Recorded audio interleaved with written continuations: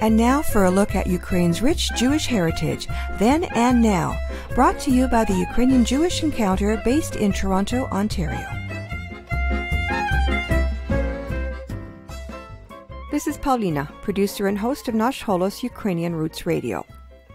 In this episode of Ukrainian Jewish Heritage, we'll be discussing the Pale of Settlement. Most Jews in the diaspora can trace their ancestry to the Pale of Settlement. But what exactly is the Pale of Settlement? It's a term that often comes up when reading about or researching the history of Jews in Eastern Europe. Obviously, it's a territory where Jews lived and were in fact confined to live within. But where exactly was it? Who created it and why? And what was it like to live in the Pale of Settlement? Well, in answer to those questions, to say it's complicated is a bit of an understatement. So let's take a look at some historical data to uncomplicate it a bit. The Pale of Settlement was an area of 25 provinces in Tsarist Russia.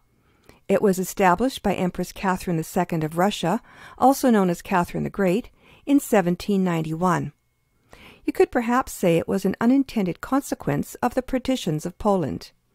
That was a sad and troubling period of history for this once large and formidable empire. Since before the time of Christ, Jews had lived in this area where they intermarried with and eventually converted the Khazar people. But the main migration of Jews into the area began much later. In the early 1300s, the Polish King Casimir III opened the doors to Jews who were being expelled from Western Europe. They settled into what eventually became the Polish-Lithuanian Commonwealth, an empire that stretched from what is modern-day Belarus to as far as Kiev and eventually to the Black Sea. This invitation could be considered an attempt to import a middle class, which was virtually non-existent in these regions. For the most part, Jews coexisted peacefully with the other inhabitants of the Polish-Lithuanian Commonwealth, which, as well as Poles and Lithuanians, included Ukrainians, Belarusians, and others. Initially, Jews were under royal protection and enjoyed communal autonomy, but over time they became as oppressed as Poland's Christian subjects.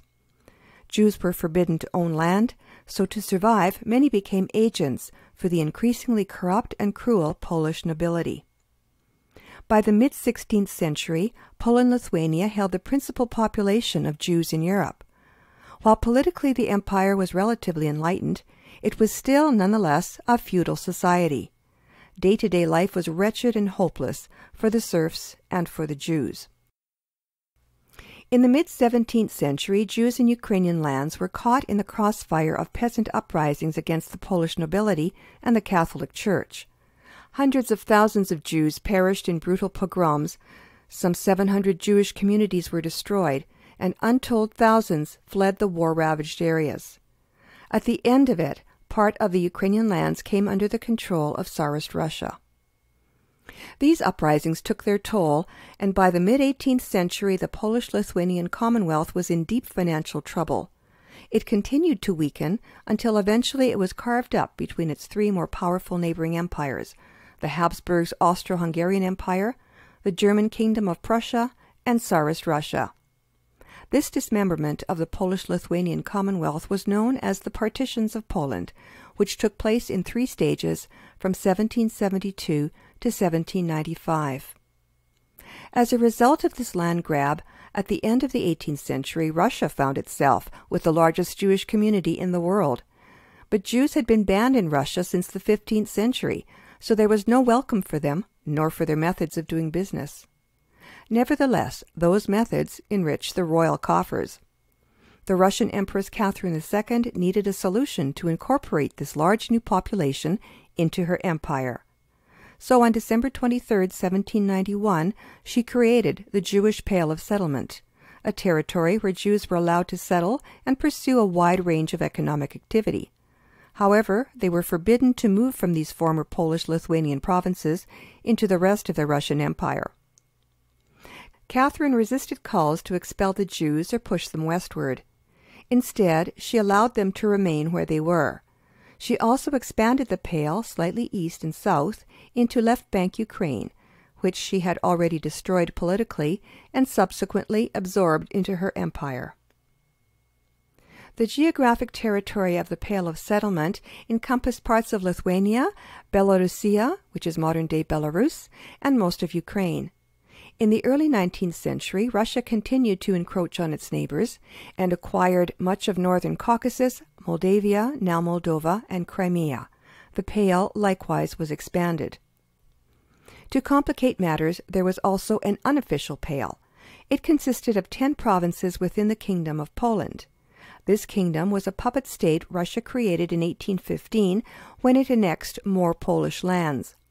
These 10 provinces became known as the Vistula provinces, or Congress Poland. Jews living in this area were subject to substantially different rules and regulations than their brethren within the Pale of Settlement. For example, Jews in the Kingdom of Poland could move freely between the Pale and the kingdom. However, they too were barred from the Russian interior. To even further complicate matters, many Jews also lived in neighboring areas annexed by the 2 other empires during the partitions of Poland. But that's another story for another day. Living within the Pale of Settlement was initially beneficial for Jews. Although they were not granted full citizenship as in other areas of Europe, they were given extensive rights within the region. But the political climate in the empire was volatile and always uncertain. New restrictions were imposed on Jews, then eased, then reestablished. Jewish life under Tsar Nicholas I was particularly harsh. During his reign from 1825 to 1855, he reduced the Pale of Settlement in size, introduced military conscription, rescinded Jewish rights to lease land and keep taverns, and abolished the communal self-management allowed to Jews in Poland. His successor, Alexander II, brought a relaxation of restrictions during his reign from 1855 to 1881. Some Jews were permitted to settle outside the Pale of Settlement, attend universities, and enter government service. Life worsened again for Jews after the assassination of Alexander II. Unfounded accusations of Jewish complicity in the assassination sparked a new round of pogroms. His successor, Alexander III, reimposed the old restrictions and added new ones. New laws restricted the movement of Jews, banned them from participating in local elections, limited the number of Jews allowed into universities and in certain professions, revoked their right to sell alcohol, and forbade them to conduct business on Sundays, among other things. The government sanctioned pogroms in which Jews were beaten or killed and their personal property destroyed. These pogroms were led by the Black Hundreds, an officially sanctioned reactionary group composed largely of civil servants. This hostile environment resulted in a mass ongoing immigration of Jews to Western Europe and the United States from the mid-19th century on. Yet despite the difficulties, the irrepressible Jewish spirit prevailed. Some amazing things happened in the Pale. Jews played a prominent role in the development of commerce and industry, and especially in the growth of major cities such as Kyiv, Odessa, and Kharkiv. Charitable societies were established in the Pale and grew into a sophisticated welfare system for Jews. Yeshivas, religious schools once the preserve of the elite, sprang up and proliferated, including a school for girls. Literature and newspaper publishing thrived, and new religious movements such as Hasidism and Kabbalism emerged. The Pale of Settlement effectively ceased to exist during World War I, when Jews fled en masse to escape invading German forces. But it officially ended in March of 1917.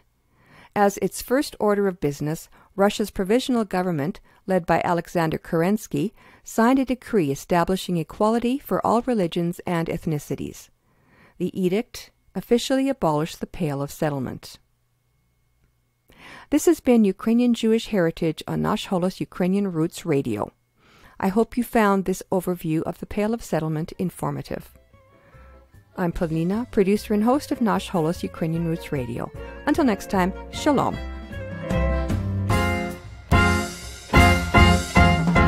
Ukrainian Jewish Heritage is brought to you by the Ukrainian Jewish Encounter based in Toronto, Ontario.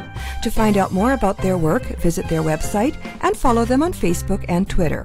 Transcripts and audio files of this and earlier broadcasts of Ukrainian Jewish Heritage are available at their website, ukrainianjewishencounter.org, as well as at the Nash Holos website, www.nashholos.com.